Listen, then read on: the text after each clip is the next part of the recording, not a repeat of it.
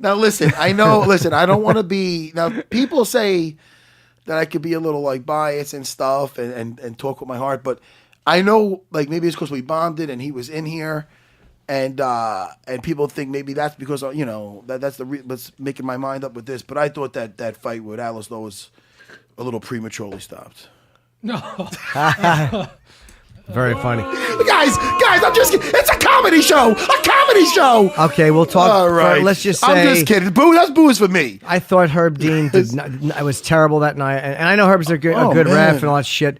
But that stop it. I'm forgetting who he stopped. Hold on, don't even tell me. Let me just look over the list. That was extraordinarily irritating.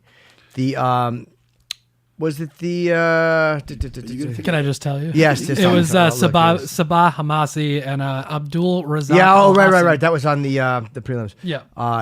Chris doesn't like that you talked over when he was saying that. No. It was the fight pass. I was because Chris knows how to pronounce. Chris, the producer, knows how to pronounce that name. I watched that on my phone actually before I went on stage. The fight pass. That was a terrible. They already rebooked. Razak Al Hassan. Is that how you say his name? Yes, Al Hassan. Yeah. Hamasi is hit. He drops down. He goes for the leg. And Herb Dean is behind Al Hassan, and he stops the fight. It was a horrendous stoppage. And how does that cost the fight of the fight when the referee just fucks up like that? That's so irritating. Guy trains for 3 months. I know the rules are the rules. Well, you know what it is? It's not fair for the fighter that gets the benefit of that either, because once you feel like the fight is over, you kind of drop your guard, your adrenaline goes away, and then if they were, they can't restart it. Then it's just not fair for anybody. But it was a horrible stoppage, yeah. Horrible job by Herb Dean. He stopped a few, and again, I know their job is to protect the fighters, so I know you'd rather have them err on the side of caution than let it go too long, because there's been times where, who was it, Big John McCarthy, that Roy Nelson got pissed off at for letting go too. Like once in a while, a fighter will let a fight go too. A ref lets it go too long. You're like, this guy's getting hurt. Listen, they ref enough fights. They're only human. Yeah, I remember and this guy I consider, a lot of people consider the best in the business, Big John McCarthy, and is he better than Keith Peterson? Keith is good too.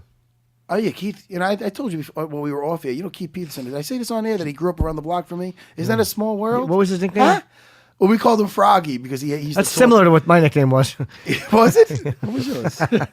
Different Val. Oh, I got you. I'm sorry. Sometimes it takes me a second. Sometimes I'll listen to some of the episodes again. I go, Jimmy, I missed those jokes with Jimmy. It went right over my head. But anyway, no, with Big John McCarthy, I remember one time Murillo, the great Murillo Bustamante. You might not even know who that is, do you, Jimmy? No. Shame. I don't. Shame on you. For a lot of reasons, yeah. Yeah, a lot of fucking. You can say that again. No, but Murillo was a great fighter, great jiu-jitsu fighter. That he was the middleweight champion for a while. He was great, man, and he mixed up with he had good boxing, and he had beautiful jiu-jitsu. He fought back in the day versus Tom Erickson in the reality something called Mars tournament, and the guy was Tom Erickson's a huge wrestler, and he fought him for 45 minutes with just feet in the hips, not taking any damage. Old school jiu-jitsu guy. I can't say enough about the guy. One of my favorite guys to watch ever. But anyway, he fought the very tough Matt Lindland, and this is when Matt Lindland. You know who Matt Lindland is. Sure. Matt Lindland.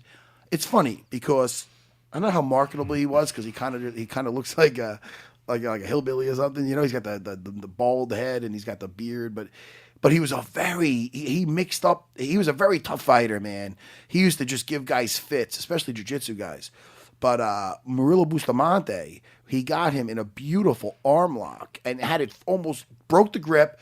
About to extend it, and then Big John breaks it up before Matt taps. So then he's like, and he's like, I didn't tap. And then so he stood him up, and fucking he apologized to Murillo, and he made him fight again. He put them in that. He goes, look, man, I'm sorry. You got to. He's like, why you stopped it? So it was a similar situation, but he made them continue because he fucked up, and then Murillo ended up submitting him again with, I believe, a guillotine. So it is pretty wild. He had to fight him basically twice. Right, but that's part of the problem, right? But he started him again, is what I'm saying. I wish Herb Dean would have started them again. Just admit that he fucked up. Yeah, I don't know how that works. Maybe it's tough. Maybe maybe because this happened ages ago. They might not be allowed to do that. Maybe But nowadays, maybe things are stricter and shit. I think Herb Dean I has don't stopped know. fights more prematurely than I've seen other guys do. I like A Herb. friend of mine hates him. Yeah. Oh, he's like, Why? oh, Herb does it again every time he stops. You know why I like Herb too? I talk comic book movies when I see him. Look, I'm He's sure he into that cares about the stuff. fighters too. Like he's not trying to. No, well, and the longer you do it, it probably you've seen so much, you know the fighters because you've seen them so many times. You're probably maybe a little bit more cautious. But It was you know. it was over a decade ago, but he refed my fight with Chris Lytle in the finale of The Ultimate Fighter, and I finally got Chris down. The second we hit the floor, you got to keep moving. And it is only because this sticks out with me. And I actually stood up where Chris is like still got the guard locked, and I'm trying to escape my hand. I'm doing it technically. What do you want me just to flail, like just throw my arms and look? So I mean, I'm looking to pass the guy's guard. I'm standing up, and he stopped us and he stood us up. I go, motherfucker. Right. But I love Herb though. But when you're fighting, something like that is like, dude, really, man?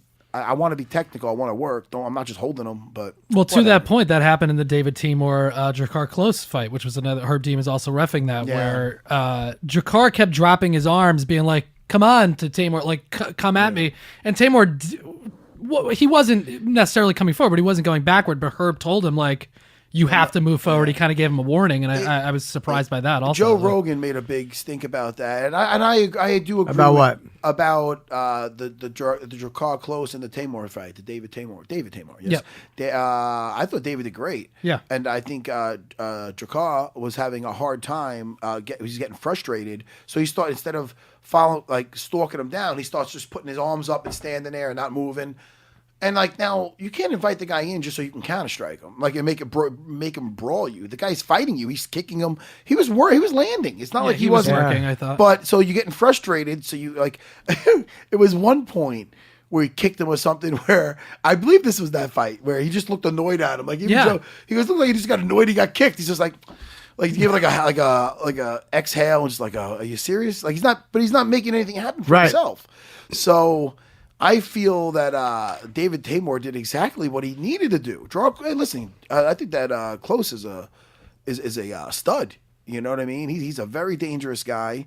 But I thought Timur never got out of his head. He was actually looking confused at the ref, at Herb, almost like, what are you talking about? Yeah, which I thought was... Listen, I'm not against Herb coming in saying you got to make action. Both guys. Like, hey, guys, not much is going on. You guys got to make a fight. But don't just tell the one guy, all right, look, he's standing here with his hands down. You got to go to him. Don't go backwards. Who are you to tell me how to fight? Tell me how to fight, right? Tell me how to fight, man. I'm locked in a cage, dude. You're not getting hit right now. And Herb is a fighter. So that's what's... Is he a fighter? He's fought before. I've seen him fight before, sure. But is he good? He was all right. I saw him do some, he just tried to... I saw him looking to push the jiu-jitsu. He might be. Now I feel bad. Could you look that up? Yeah. He might be. But he's a really... Listen, again, I like Herb, but I think he's one of the better refs. But you ref long enough, you're going to have a night where, hey, man, maybe it's just an off night. Sure. Yeah, I guess so. I do feel bad for the guy. Hey, listen. Has Mario been back in? I have not seen him since him and Dana had that thing. Yeah, I like doing that. It's fun to see what I'm doing with my hands. Yeah, it stinks. It's I hate fun. the heart. I'm going to do this every time I'm on camera. I'm going to steal Mario Yamasaki's thing. Has he been back in the octagon since then? No. He has. Yes, he has. What am I Okay. saying? Ooh, my arm's cramping from doing the Have him and Dana made up? I doubt it. I don't think Dana cares what anybody thinks. He really doesn't, right? Yeah.